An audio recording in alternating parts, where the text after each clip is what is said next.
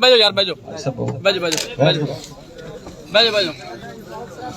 मैं बेहद मशहूर हाँ अहले छीना बशमूला राइया वाला चुगियां दे तमाम दोस्त बुजुर्ग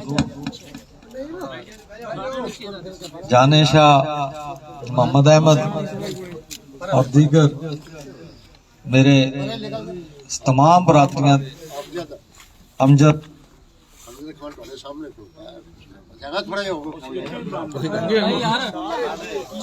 चल चल जाता को नहीं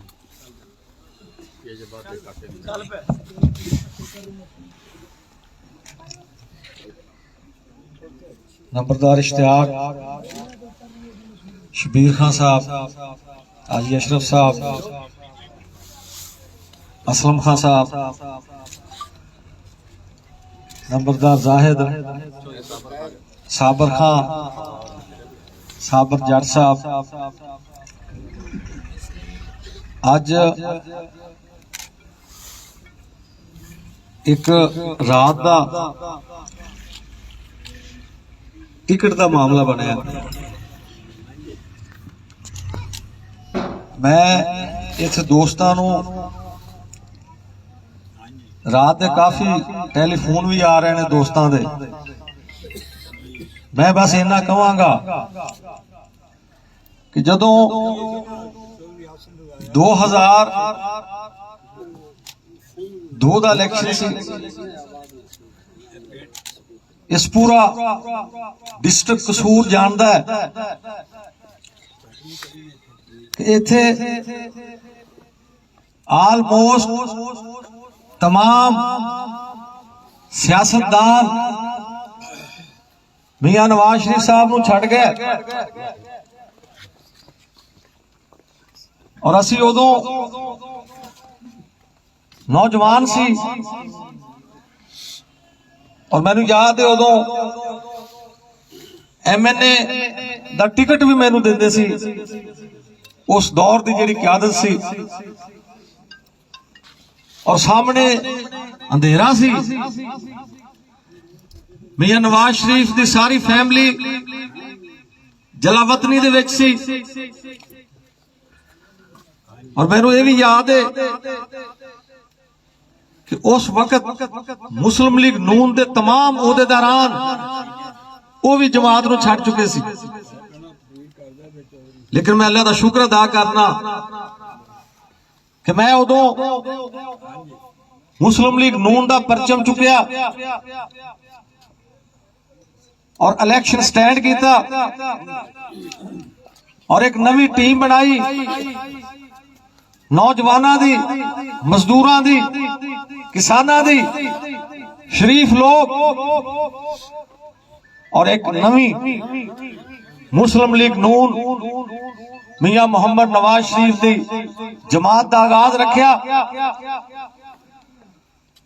और फिर पाबंदे सलासल रहे जेलां कटियां तशद्दुद बर्दाश्त किया कातलाना हमले हुए लेकिन अल्लाह के फजलो करम नाल असी डटे रहे 8 दे विच अल्लाह ने मौका दिता और मैं ये गल मैं नहीं करता आज जेड़े मेरे दाई हार्ड मुखालफ ने सख्त मुखालफ भी ने आज वो भी कहते हैं ऐसा रजा जिन्हें काम किसी ने किए और फिर और जदों जदों जमात दे उत्ते बुरा वक्त आया असी सीना तान के खड़े रहे लेकिन सानू कोई तोड़ नहीं सकिया इमरानी दौर आया मैनू कहा गया कि तुसी मियां नवाज शरीफ के बयानिए नू छड़ दो वरना फिर तुसी जेल दे विच जान नू तैयार हो जाओ और मैं क्या मैं तो सारी जिंदगी लाती जवानी लाता, अपनिया जायदादा वेच दियां, लेकिन असी अपने लीडर को नहीं छड़ना। और फिर उस तो बाद मरदान जेल तो लैके कायद दी बेटी आई, उहदे नाल नेब दे दफातर तक पहुंचे, दहशतगर्दी दे पर्चे होए, लेकिन असी मियां नवाज शरीफ के बयानियों तो सरेंडर नहीं किया। चौधरी हसन रजा खान, चौधरी हसन रजा खान। और आज अगर कोई पैराशूटर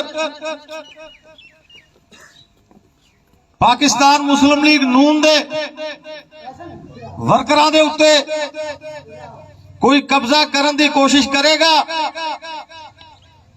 इथों दे लोग उन्होंने कब्जा नहीं करन देंगे।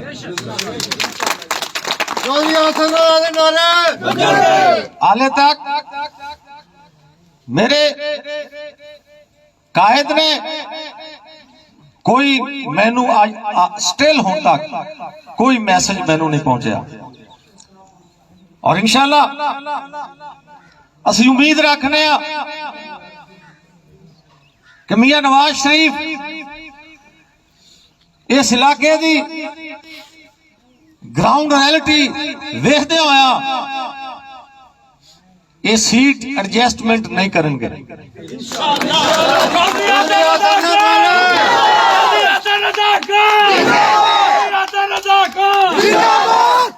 और इंशाल्लाह अगर अल्लाह ना करे कोई एहो जा मामला बन जाता है, तो मैं मियां मोहम्मद नवाज शरीफ दे जेड़े ए वर्कर ने, मैं उन्हां दे नाल खड़ा होवांगा। जो फैसला ये करनगे मैं वो करांगा। जीतेगा भी जीतेगा। बाकी मेहनत करो, आप स्टोन तो नहीं घबराईदा। मेनू याद है 2002 दे विच मैं जिसले निकलदा सी तो मैनू मजाक करते सी लोग भी ए इलाका फतह कर चलिया, लेकिन असी वो जंग भी जीती ते इंशाअल्लाह तुहाडी मोहब्बत नाल, तुहाडी मेहनत नाल, जदोजहद नाल ये जंग भी इंशाअल्लाह असी जीतांगे। तो बड़ी मेहरबानी सारे भरावां दी, दिन रात एक करो। और ये सीट ये तुहाडी जितनी लाजमी है। मेरा कोई जाती एजेंडा नहीं। मैं अगर जंग लड़दा पिया इस इलाके ते लड़दा पिया। चौधरी हसन दे नारे और साडा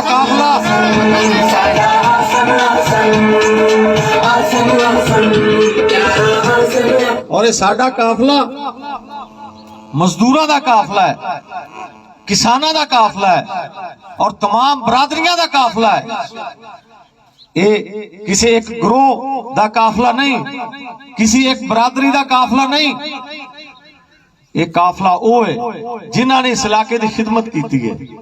असी कॉलेज बनाए ने, असी बेटियां दे मुस्तकबिल नूं रोशन किया है, असी इत्थे अमन कायम किया है, असी अपने डेरे नहीं बनाए। और इंशाअल्लाह इत्थे नुमाइंदा भी होगा जेड़ा कॉलेज बनाने वाला होगा, स्कूल बनाने वाला होगा, सड़क बनाने वाला होगा, डेरे बनाने वाला नहीं होगा।